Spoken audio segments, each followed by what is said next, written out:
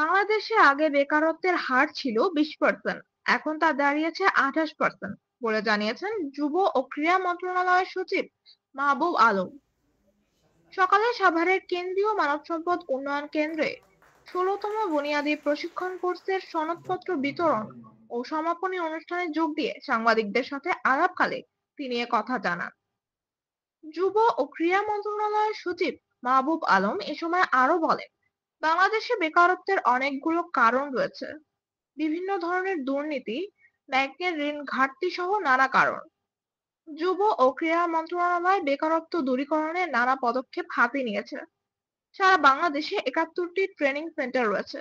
এগুলোতে বেকার যুবকদের ট্রেনিং দিয়ে তারা যেন নিজের পায়ে ট্রেনিং নিয়ে দাঁড়াতে পেরে কিছু করতে পারে। বেকার যুবকদের আত্মনির্ভর করতে যুব ও ক্রীড়া মন্ত্রণালয় অনেকগুলো প্রকল্প বাস্তবায়ন হাতে নিয়েছে বলে জানান তিনি।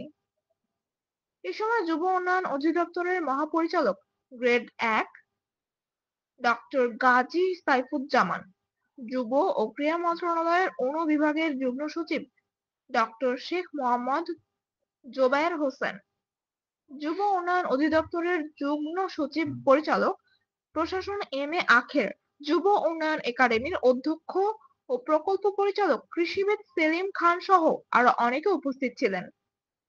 2 মাস ব্যাপী এ বুনিয়াদী প্রশিক্ষণ কোর্সের জবায়েত আমার স্নেহ হাসপাতাল।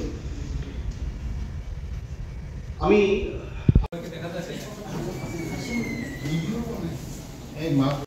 আমরা জানি যে বেকারত্ব দুই ধরনের, একটি হচ্ছে সাধারণ বেকারত্ব, আরেকটি হলো যে হার্ডকোর পুয়ার, যেটা হলো একদম জাতিসংঘের যে ডেফিনিশন অনুযায়ী $1.25 নিচে যাদের ইনকাম, যারা আমাদের হতদরিদ্র বলা হয়।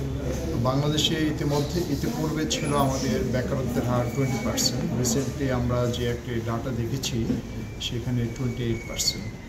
এর অনেকগুলো কারণ জানেন, যে আমাদের বিভিন্ন ধরনের দুর্নীতি, ব্যাংকের ঋণ ঘাটতি, তারপর জব ক্রিয়েশন, তারপরে নতুন শিল্প কারখানা স্থাপন, এগুলো অন্যতম কারণ।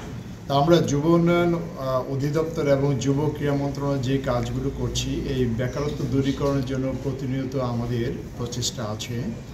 তন্মধ্যে 71টি ট্রেনিং সেন্টার আছে সারা দেশব্যাপী। আমরা এই ট্রেনিং সেন্টারের মাধ্যমে প্রায় 83টি ট্রেডে বেকার যুবকদেরকে প্রশিক্ষণ দিয়ে থাকি। এর কয়েকটি উদ্দেশ্য। একটি উদ্দেশ্য হচ্ছে তাদেরকে আত্মকর্মী হিসাবে গড়ে তোলা, তারা যেন একজন নিজে উদ্যোক্তা হিসেবে গড়ে তুলতে পারে। আর দ্বিতীয়ত হচ্ছে আমাদের প্রচুর পরিমাণে প্রতিনিয়ত বিভিন্ন ধরনের কর্মীরা বাইরে যায়, তারা যেন একজন দক্ষ কর্মী, স্কিল লেবার হিসেবে বাইরে যেতে পারে।